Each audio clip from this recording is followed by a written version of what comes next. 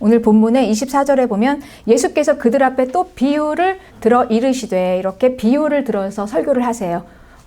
비유로. 이 좋은 씨를 제 밭에 뿌린 사람과 같다. 천국은. 이렇게 이제 말씀하시죠. 그러니까 주인이 자기 밭에 좋은 씨를 뿌렸다. 그러면 무조건 씨는 뿌리면요, 자랍니다. 밭에서. 그리고 곡식이 되었습니다. 그런데 이 곡식 사이에서 가라지가 보이기 시작합니다. 도대체 이 가라지의 정체가 무엇일까? 아무도 모르죠. 그런데 주인이 이 가라지의 정체에 대해서 이야기합니다. 주인이 이르되 원수가 이렇게 하였구나. 이렇게 말씀하십니다. 원수. 원수가 자기 씨를 밭에다 뿌린 거예요. 주인의 밭에. 그러니 이 주인의 밭에는 주인이 뿌린 씨와 그리고 원수가 뿌린 이 가라지가 함께 섞여서 자라고 있다라는 거죠. 그러니까 씨일 때는 안 보였는데 자라고 점점점 자라면서 보니까 이제 그게 보이기 시작하는 겁니다. 그리고 발견되기 시작하는 겁니다. 그러니 이제 종들이 말하는 거예요. 그러면 우리가 가서 이것을 그냥 다 뽑아버릴까요? 가라지를. 그걸 원하십니까? 그랬는데 이 주인은 그걸 원하지 않아요. 그냥 가만히 두어라. 가라지를 뽑다가 곡식까지 뽑힐까? 그게 이제 두려우니까 가만히 두어라. 그게 염려가 된다. 둘 다 추수 때까지 기다리자. 함께 자라게 두어서 나중에 함께 그때 거두자. 이제 이렇게 얘기하시는 거죠. 예. 어떻습니까, 여러분? 이게 다 해석이 되십니까? 그러니 이 예수님의 말씀하신 이 비유는요, 예수님께서 직접 해설을 해주셔야지 우리가 명확하게 알 수 있는 거예요. 이 비유만 가지고는 알 수가 없는 겁니다. 그래서 마태복음 오늘 본문 13장 34절에는 예수께서 이 모든 것을 비유로 말씀하시고 비유가 아니면 아무것도 말씀하지 않으셨대요. 그리고 비유로 말씀하신 다음에 제자들에게만 그 비유를 해설을 해주셨어요. 그러니 예수님의 설교는요, 이 예수님의 말씀 선포는 모든 사람들에게 다 선포가 되었지만 한 일부분, 즉 구원받을 자들에게만 선포가 됐다는 겁니다. 이 말씀을 들을 자들, 그들에게만 선포가 됐다는 얘기죠. 그러니까 이 모두가 알아듣게 하시는 설교가 아니라 딱 한 부류, 이 말씀을 들어야 할 부류에게만 전하려는 그런 설교인 거죠. 네. 그러니 예수님이 풀어주셔야만 일부만 알게 되는 그런 설교입니다.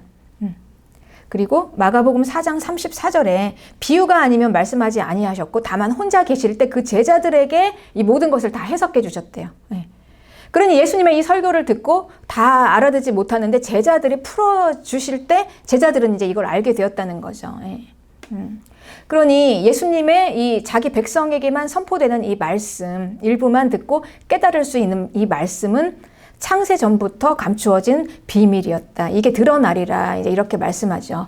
그러니 이 우리에게 이 이 모두에게 허락된 것 같지만 실상은 일부에게만 계시되었던, 일부에게만 알도록 주신 이 비밀은 창세 전부터 감추어졌다는 거예요. 창세 전. 그러니까 이 온 우주가 창조되기, 하나님이 천지를 창조하시기 전부터 감추어져 있었던 그 비밀적인 계시를 때가 되어서 이게 이제 드러났다. 이제 우리는 이거를 듣는 거죠. 그래서 이 바울은요, 이 계시를 예수님 만나기 전과 후가 달랐어요. 이 계시를 알아듣는 게. 그래서 이 바울은 구약 성경을 분명히 들었습니다. 이건 지금 시편 78편의 말씀이에요. 네. 창세 전부터 감추어졌던 이 계시라는 이 부분에 대해서 시편을 읽었죠, 바울은. 그런데 예수님을 만나고 나서 이제 그때 비로소 새롭게 깨달아진 거예요. 이 구약 성경의 말씀이. 그래서 이제 로마서에서 이렇게 얘기하는 겁니다. 나의 복음과 예수 그리스도를 전파함은 영세 전부터 감추어졌다가 이제는 나타내신 바 되었으며 영원하신 하나님의 명을 따라 선지자들의 글로 말미암아 모든 민족이 믿어 순종하게 하려고 알게 하신 바 그 신비의 계시를 따라 된 것이니 그랬어요. 네. 그러니 이 창세 전부터 감추어진 이 계시가 하나님의 아주 신비한 하나님의 신비의 계시로 선지자들을 통해서 기록한 구약 성경. 예. 이것을 이제 우리에게 전해줬다라는 거죠. 예. 그러니 이 신비의 계시를 따라 된 것이다라고 말씀하시는 것입니다. 예수님께서 이 설교를 비유로 하시는 이 설교를 예수님께서 친히 풀어주셨지만 이제는 신비의 계시로 쓰여진 구약 성경을 이제 이 신비의 계시인 성령이 계시를 깨닫게 하심으로 이제 우리가 알게 되었다라는 것입니다. 그래서 이제는 예수님께서 더 이상 비유가 아니라 우리에게 만천하에게 다 드러난 말씀이지만 이 신비의 계시로 기록된 성경이기 때문에 이 성령이 깨닫게 하지 않으시면 우리가 이걸 다 깨달을 수 없다라는 얘기죠.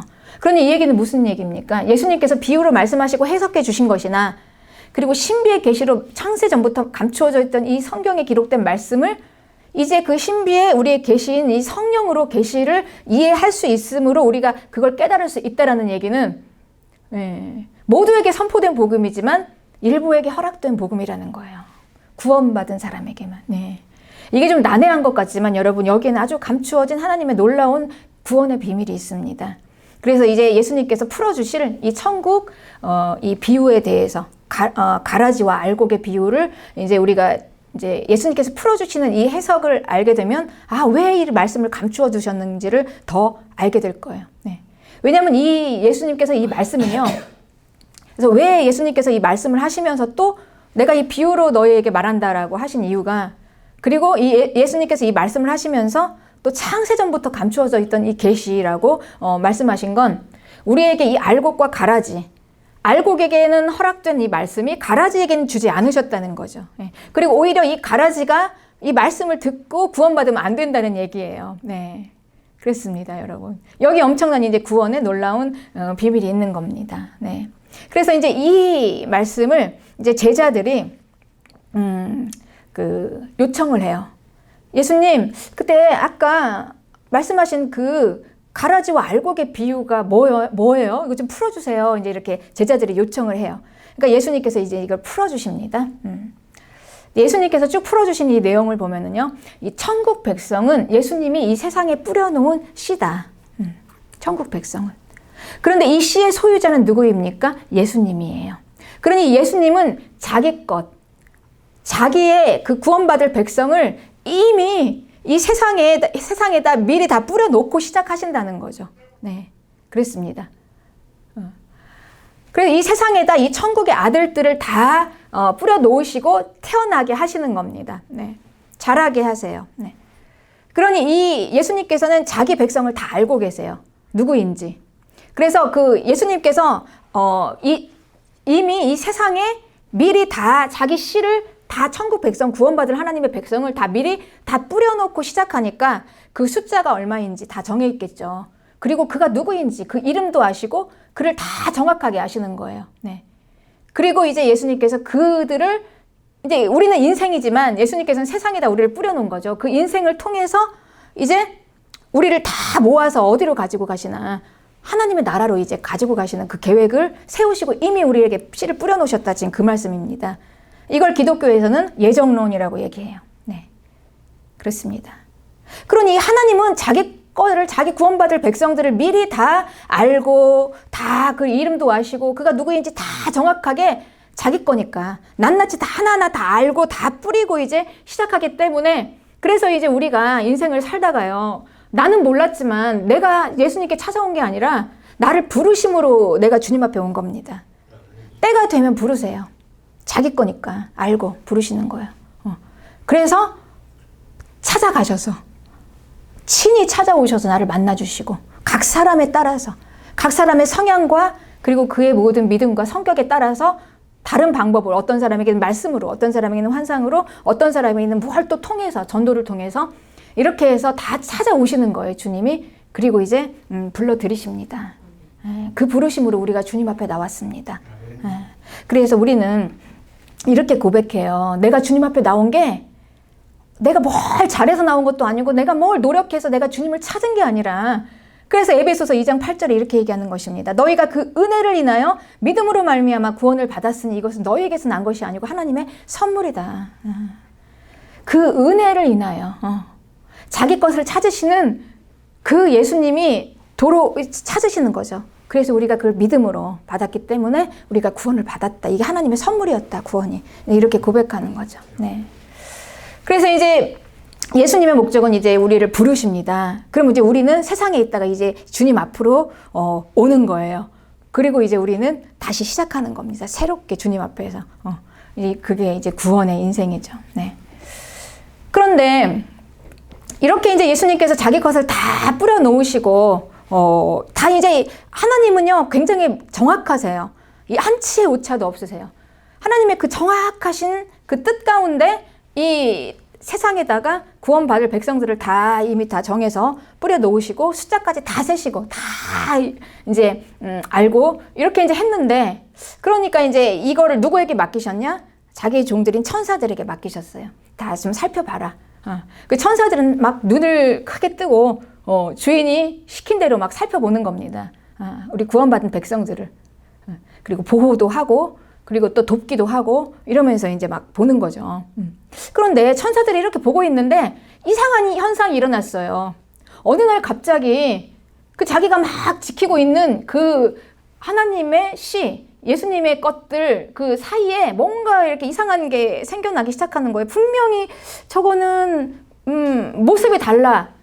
곡식이 아니란 말이죠. 예수님이 뿌려놓은 씨가 자란 열매가 아니라는 거예요. 그럼 저게 뭘까? 이제 고민하다가 이게 뭐지 하다가 이제 물어봅니다. 이게 뭐죠? 그러면서 이거는 분명히 주인님이 뿌려놓은 씨가 아닌데 이거 어디서 났습니까? 그러니 이제 예수님께서 이렇게 얘기하는 거예요. 원수가 이렇게 하였구나, 원수.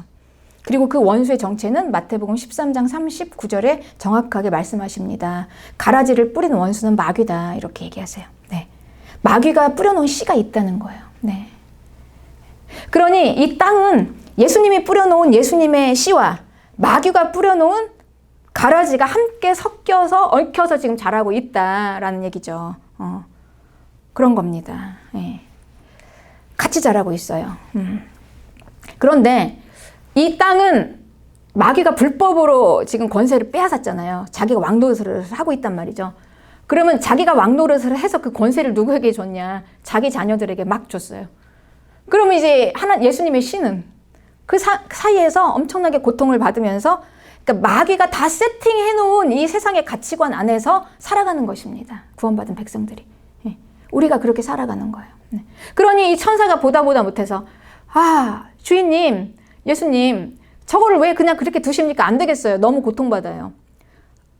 자꾸 가라지들이 하는 대로 하잖아요. 지금 쟤들이. 안 되겠어요. 저 빨리 가라지를 뽑아버립시다. 그랬더니 예수님께서 하신 말씀이 이렇게 말씀하세요. 거절하세요. 그걸. 안 된다. 알곡과 가라지가 명확하게 구분이 있고, 그리고 알곡이 아무리 발버둥을 친 듯 가라지가 될 수 없어요. 네. 아무리 알곡이 타락해도 가라지는 안 돼요. 네. 될 수가 없는 거예요. 예수님의 거니까. 그렇게 되게 놔두지도 않으시고. 그런데 가라지는 아무리 자기가 노력을 하고 신분 세탁을 하고 아무리 잘하려고 해도 알곡이 될 수가 없는 거예요. 가라지는. 네. 그러니 이 가라지와 알곡은 명확하게 구분이 된다는 것입니다. 그리고 구원받은 하나님의 백성은 정해 있다는 거죠. 네. 가라지는 그냥 가라지일 뿐이에요. 마귀의 마귀의 자녀일 뿐이죠. 네. 그러니 예수님께서는 이 가라지에 관심이 없으신 거예요. 왜냐하면 자기 거에만, 내 씨에만 관심이 있으십니다. 예수님은 애초에 가라지는 예수님의 계획이 아니었어요. 예수님은 가라지를 뿌릴 생각이 없었어요. 그냥 알곡만 이 세상에 뿌리고 구원받은 백성들만 놓았다가 그들을 이 세상에서 잘 키워서 잘 양육해서 그리고 그냥 그대로 천국으로 드리려고 하셨던 거죠. 그런데 이 가라지는 예수님의 계획과 관계없이 지금 마귀가 돌발적으로 지금 뿌려놓은 거 아닙니까? 그러니 예수님의 관심은 가라지가 아니에요. 가라지는 그냥 그저 가라지일 뿐이에요. 그냥 나중에 이걸 한꺼번에 그냥 다 거두어서 불에 태워서 버려버릴 것이 바로 가라지입니다.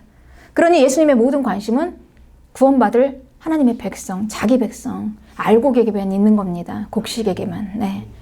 그런 거예요. 그래서 이 곡식만 거두고 가라지는 버리는 거, 이게 바로 구원입니다. 그래서 곡식에게 선포하는 거예요. 예수님의 말씀이. 가라지와 섞여지면 안 된다.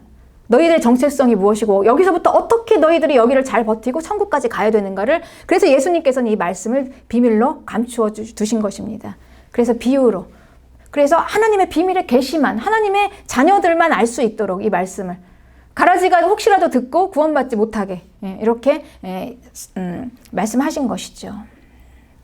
그러니 우리가 이건 부당합니까, 여러분? 그럴 수가 있습니까가 아닙니다. 주인의 입장에서는 너무나 당연한 거예요. 주인은 내 거니까. 그리고 가라지는 이미 내 계획이 아닌데, 그리고 이 가라지는 이미 다 마귀와 함께 버려질 건데, 그러니 알곡만 보호하는 거는 이 주인의 당연한 마음이죠. 그래서 이제 우리는 이게 바로 구원이다. 그리고 이게 바로 알곡과 가라지를 구별하는 게 이제 우리에게는 그 심판이다. 그러니 이 알곡은 어떻게 해야 되겠습니까? 알곡과 가라지는 분명한 구별이 있습니다. 알곡은 이걸 알아야 돼요. 내 존재감이 무엇인지. 가라지와 섞어지면 안 되는 겁니다. 이게 바로 거룩입니다. 그래서 교회의 존재감은 거룩이에요. 거룩. 이걸 이제 알아야지. 명확하게 알아야 되는 거죠. 그러니까 천국 자녀는 자기 정체성을 잃으면 안 돼요. 내가 누구인가를 확실하게 알아야 합니다. 거룩. 가라지가 하는 일을 하면 안 되는 거죠. 가라지와 비슷하지만 구별이 확실히 있는 거. 이게 바로 알곡이죠. 그래서 이제 천사들은 이 가라지를 뽑아버렸으면 좋겠는데 제가 포로 두는데 근데 예수님의 생각은 아니에요. 그거 안 된다는 거예요. 왜냐면은 가라지를 뽑다가 알곡 하나라도 잃으면 안 되니까. 예수님은 자기 거에 대한 완전하신 분이기 때문에 결코 하나도 잃지 않으세요. 하나도. 혹시라도 실수라고 해서 저 알곡이 자기 정체성을 모르고 자꾸 가라지인 줄 알고 가라지하고 똑같은 행동을 하고 있어요. 그럼 천사들이 뽑아낼 때 저게 가라지인 줄 알고 알곡을 뽑으면 안 되잖아요. 그렇잖아요. 그러니까 이 심판은 누구를 위해서 있습니까? 알곡을 위해서 있는 것입니다. 심판은요, 우리 구원받은 우리를 위해서 예수님께서 하시는 거예요. 네. 그래서 왜 예수님께서는 이 악을 그대로 보고 계실까? 하박국 선지자의 고민이었죠. 우리가 이렇게 생각합니다. 왜 마지막 심판의 날까지 예수님께서는 그냥 두시는 거지? 그냥 저 악한 자들을 좀 그냥 탁 그냥 해서 처벌했으면 좋겠는데. 근데 예수님께서는 이 심판을 구원받을 하나님의 백성을 위해서 그 마지막 때까지 두는 겁니다. 네. 그래서 이 고린도전서 4장 5절에는 이렇게 얘기해요. 때가 이르기 전 곧 주께서 오시기까지 아무것도 판단하지 말라. 그가 어둠에 감추인 것들을 드러내고 마음의 뜻을 나타내시리라. 이 구원에 대해서 우리가 판단할 수가 없는 거죠. 다만 그냥 내가 알곡이다. 내가 예수님이 뿌려놓은 씨구나 라는 게 중요한 겁니다, 여러분. 이것만 생각하면 돼요. 그리고 내 정체성을 잘 지키면 되는 겁니다. 알곡은 느낌이 있잖아요. 어떻게 주님이 나를 부르셨는지를 알잖아요. 네. 여러분, 우리가 다 알지 않습니까? 내가 주님을 찾았습니까? 그렇지 않잖아요. 네. 주님이 나에게 오셨어요. 그렇게 부르셨어요. 알곡은 내가 알곡인 걸 알고 있어요. 그러면 이 알곡은 끝까지 내가 알곡이라는 이 정체성, 거룩함을 이제 가지고 나가야 하는 것입니다. 네. 그렇습니다. 그러니 우리가 이 마지막 때의 이 심판은요, 철저하게 알곡을 위한 심판, 알곡을 위해서 마지막 때까지, 그리고 주님이 그 때와 시간을 정하지 않으시고 알곡 때문에 하나라도 더 구원하시려고, 그리고 또 그렇게 보류하시고 또 그냥 계속 기다리시고 또 기다리시고 이때쯤은 됐는데 싶은데도 계속 기다리시는 것입니다. 하나라도 잃지 않고 다 모아야 되니까. 그래서 이 마지막 때는요, 이제 우리가 그 알곡들을 위해서 지금 요한계시록이라는 책을 주시고 우리에게 계시해 주셨어요. 어떻게 우리가 포지션을 취해야 하는가. 그래서 이제 그때는 뭐 두짐승도 나옵니다. 음료도 나옵니다. 용이 권세를 준 자들이에요. 그러니까 마귀가 자기 씨들에게 막 권세를 주는 게 이게 바로 마지막 때의 마귀의 발악입니다. 가라지들의 발악이에요. 어떻게든지 알곡을 하나라도 빼앗아 보려는 발악인 겁니다. 네, 그러니까 이 종말은 그냥 마귀의 최후의 발악일 뿐 그 이상 의미는 없는 것입니다, 여러분. 그래서 요한계시록 12장 12절에는 땅과 바다는 화 있을진저, 이렇게 발악을 하러 내려갔으니까. 그렇지만 우리는 아무 영향을 받지 않아요. 마귀가 자기의 때가 얼마 남지 않은 줄 알므로 크게 분내어 내려갔음에도 불구하고 우리는 알곡은 인을 치고 보호를 받습니다. 예수님께서 우리의 다 예수 그리스도의 인을 치셨어요. 단 알곡이 주의해야 될 게 있어요. 그냥 가라지들에 휩쓸려가지고 마귀의 표를 받지 말라는 거예요. 그거는 가라지들이 받는 거다. 그러니까 인을 치고 마귀의 표를 받지 않고 있어야 우리가 가라지가 아니고 알곡인 줄 알고 다 이제 뽑아 가시는 겁니다. 우리는 그것만 다 하고 있어야 됩니다. 정체성이 중요해요. 내가 누구인가? 내가 알곡이라는 확실한 거룩한. 그래서 마지막 때 교회의 가장 큰 키워드는 거룩입니다. 우리는 거룩을 지키고 굳게 목숨처럼 지키고 있어야 돼요. 그래야 천사들이 우리를 알곡인 줄 알고 거두어 갑니다. 우리 종말은 그 이외의 의미는 없어요, 여러분. 그 위에는 없습니다. 그러니 뭐 우리가 뭐 정말 이렇게 해서 뭐 피해서 저기 뭐 산에 가서 따로 살고, 이거는 진짜 이거는 뭐 코미디 같은 해프닝이에요. 우리는 그냥 여기에서 우리의 거룩한 정체성, 거룩함을 잘 지키면서 예수님의 인을 치고 그 보호를 받으면서 지내고 있으면 돼요. 그러면 이제 천사들을 통해서 우리를 데리러 오십니다. 마치 나를 찾으러 오신 것처럼. 그렇게 이제 우리는 가는 것입니다. 네. 그러니 이 알곡을 보호하시는 이 예수님의 이 열정, 자기 것을 보호하시는 이 예수님의 열정을 우리는 십자가에서 봤어요. 그러니까 목숨을 다해서, 이 생명의 언약이에요. 생명의 언약. 목숨을 다해서 지키겠다는 언약으로 지킨 거죠. 우리에게 이 구원을 언약으로 주셨습니다. 왜냐하면 이건 내가 확실하게 내 의지를 다해서 지키겠다는 예수님의 의지예요. 하나님의 강력하신 그 열정입니다. 구원의 의지. 그래서 자기 목숨을 다해서 다 그냥 내가 죽어서라도 지키겠다라는 거죠. 네. 그래서 이 알곡의 이 예수님의 이 보호는 가라지들이 이 세팅해 놓은 이 세상으로부터 이 보호인데, 이 가라지가 어떻게 해서 들어왔나, 이 통로를 보니까, 성경에 보니까요, 이 노아의 홍수 때 기록돼 있더라고요. 사람이 땅 위에 번성하기 시작할 때 창세기 6장 2절에 하나님의 아들들이 사람의 딸들의 아름다움을 보고 자기들이 좋아하는 모든 여자를 아내로 삼았다. 여기에서 하나님의 아들이 타락한 천사, 저는 이렇게 해석합니다. 여기를. 네. 이 타락한 천사가 자기 씨를 뿌리기 시작했어요. 여기다. 그러니까 마귀의 영이 들어온 육체가 이제 여기서부터 들어오기 시작한 거죠. 네. 그래서 이 하나님의 심판은요, 이 노아의 홍수에 이 지금 타락한 천사와 사람과의 조합으로 네피림이라는 존재가 태어났죠. 그 이상한 생명체가 이제 나오면서 가라지들이 이제 뿌려지기 시작합니다. 근데 이 전까지 하나님의 심판은요, 모든 죄는 다 용서받을 수 있는 죄였습니다, 여러분. 아담이 아무리 하나님을 거역해서도 하나님께서는 다 용서하시겠다고 최초의 언약을 주셨죠. 가죽옷을 해서 입혔어요. 짐승의 피로. 네. 그리고 아무리 가인이 최초의 그 죄가 미움이잖아요. 자기 동생을 죽였어도 하나님께서는 가인을 보호하셨습니다. 표를 줘서. 너를 만나는 자가 너를 죽이지 않도록 내 표를 이제 주신 거죠.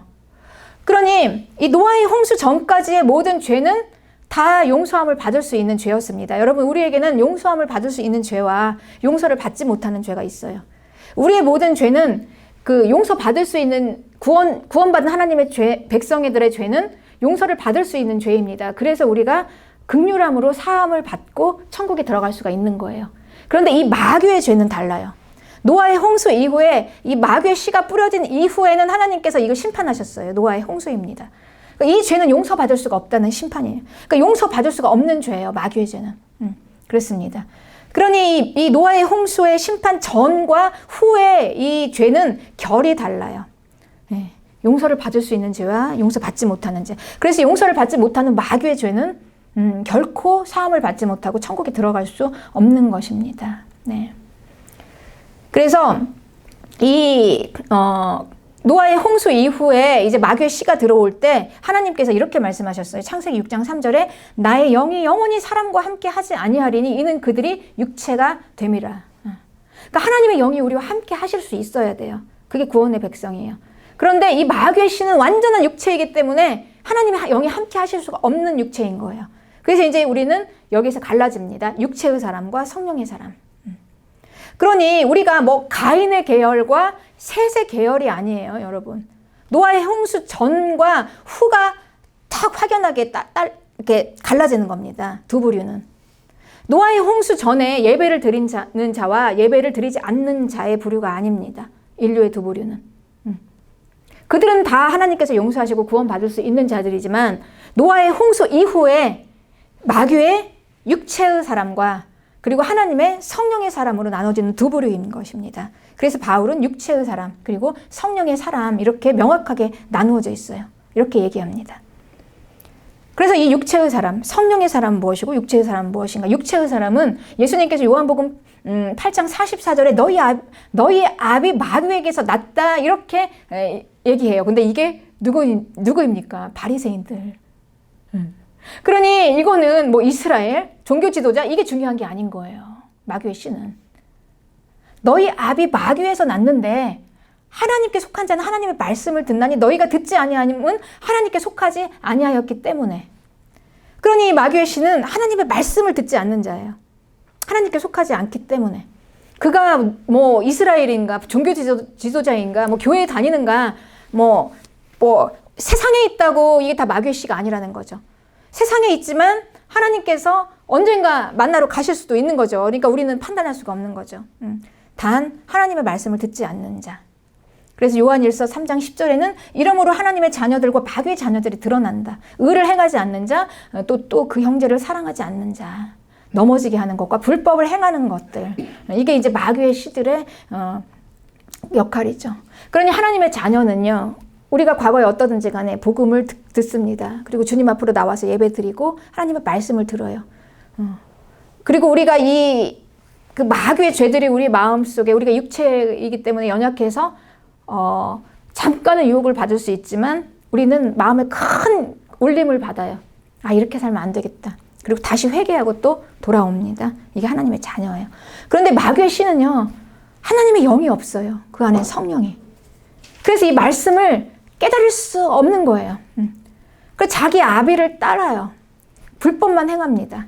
그래서 갈라디아 5장 19절에 이 육체의 일은 현저하게 이런 거다. 음행, 더러운 것, 호색, 우상숭배, 주술, 원수 맺는 것, 분쟁, 시기, 분노, 당짓고 분열하는 것, 이단, 투기, 방탕, 술취함, 이런 일을 하는 자들은 하나님의 나라를 유업으로 받지 못할 것이다. 그러니 우리는 이제 육체를 살면서 가라지의 일들을 보면서 가라지에 세팅되어 있는 이 세상에서 우리가 이렇게 가려고 해도 우리는 마음이 편치 않아요.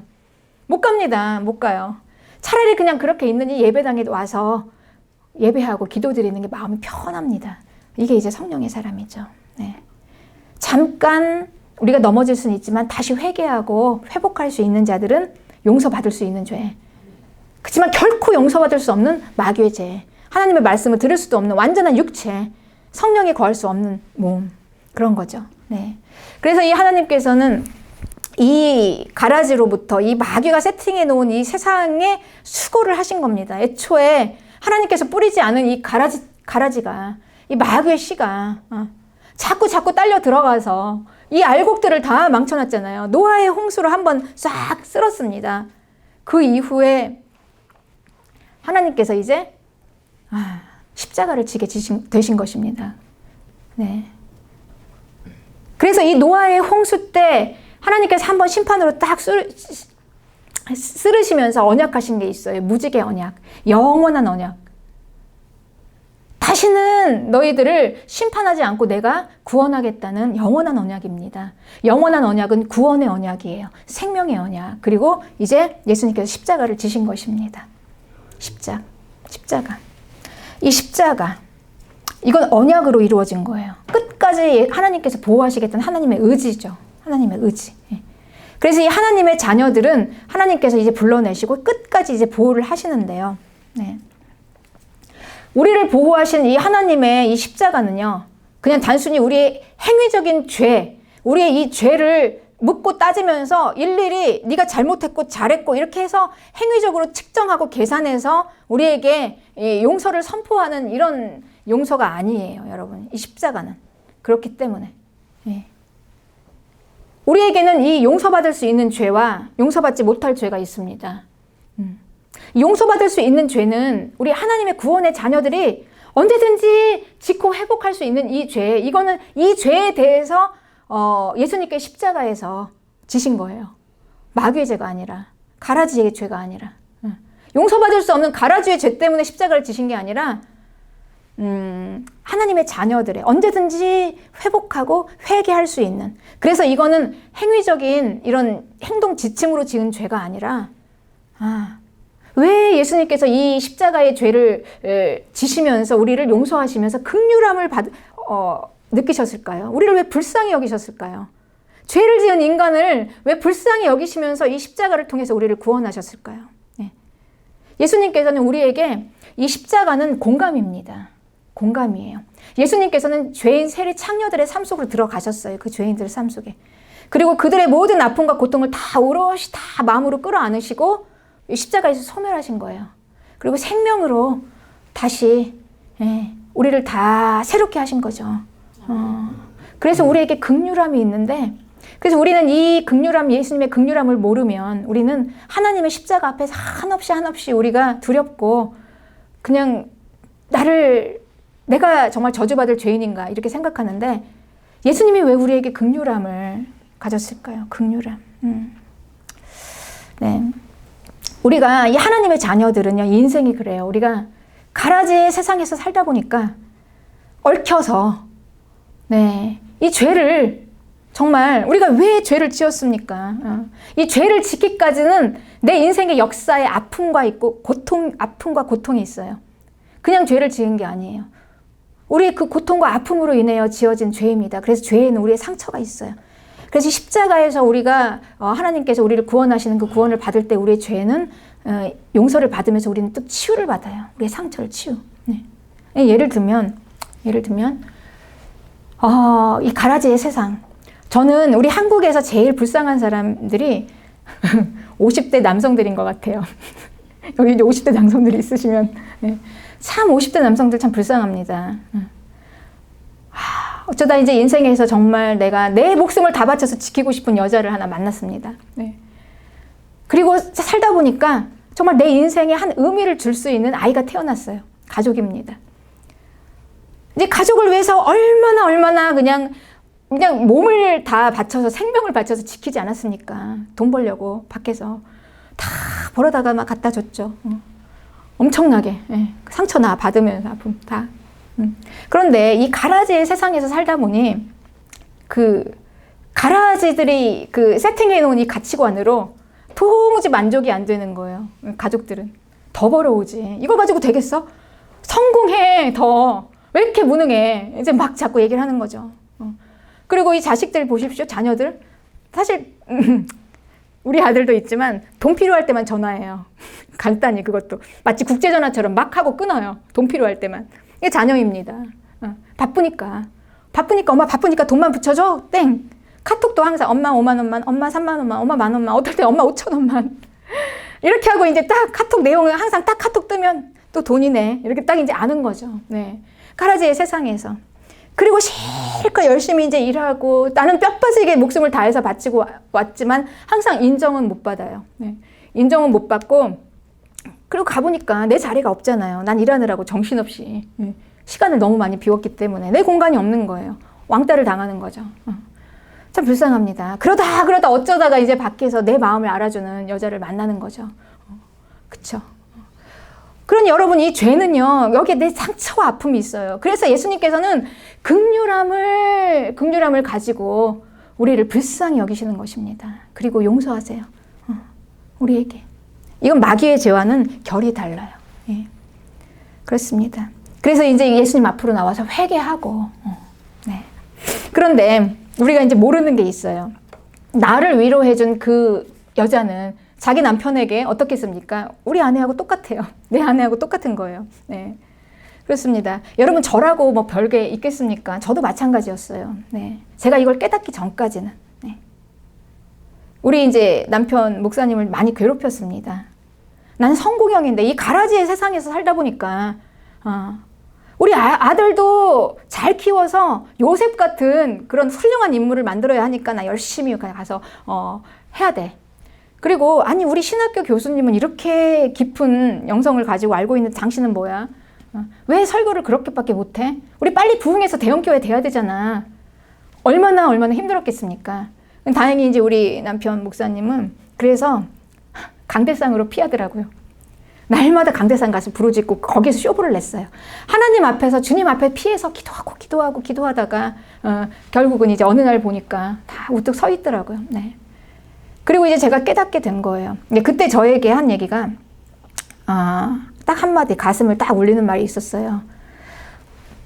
네 기준에 맞출 수 있는 남자는 이 세상에 아무도 없어. 그러니까 저는 불가능한 걸 요구하고 있다는 거죠. 가라지의 세상에서. 가라지의 세상에서 내가 그렇게 욕심 더 올라가 성공 더 큰 거 이렇게 하다가 이제 우리 아들이 이제 견디지를 못하고 이제 거기서 이제 부서졌잖아요. 그리고 나서 정신을 차렸습니다. 이게 아니구나. 생명이구나. 살아야 하는구나. 죽으면 다 끝나는 거야. 사는 게 가장 중요하구나. 그리고 그때 다 모든 걸 내려놓고 제가 오직 생명, 사는 거. 그래서 이제 이렇게 철저하게 제가 깨닫고 그리고 이 상처 입은 치유자가 된 거예요. 내 아픔을 보니까 보이기 시작하는 거예요. 저 아픔인데, 저건데, 너무 이제 그러고 제가 이제 가끔 보면 너무너무 그 인생들이 너무너무 마음이 아픈 거예요.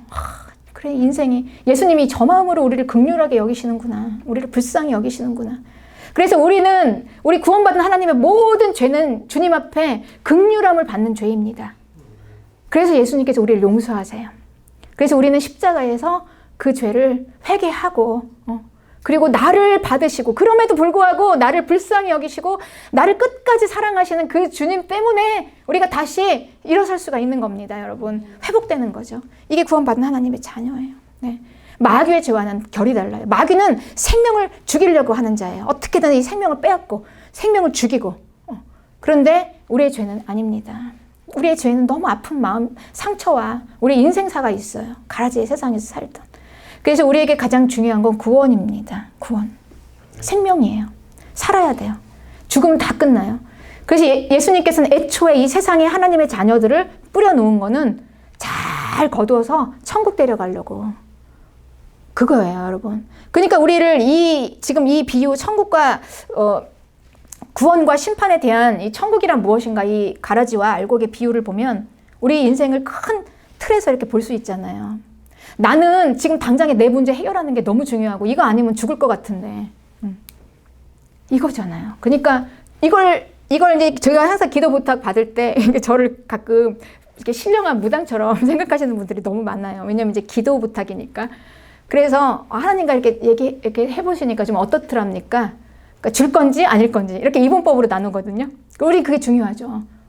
아니면 큰일 나니까 지금 다 너무 복잡하니까. 받아야 된다. 반드시 받아야 된다. 그때마다 제가 이제 항상 얘기합니다.